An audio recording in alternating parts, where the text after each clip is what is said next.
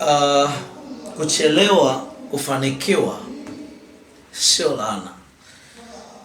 Kuchelewa kufanikiwa, watu wengi imewatokea. Hata kwenye Biblia ukisoma unakutana na watu ambao wamechelewa kufanikiwa na walikuwa na ndoto kubwa za mafanikio, kama Yusufu. Ukisoma habari za kina Yusufu kwenye ile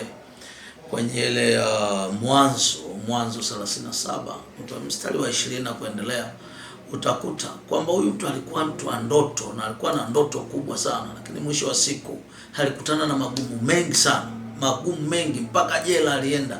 Wakati mwingine unaweza kuhisi kama amelaaniwa au amepata laana.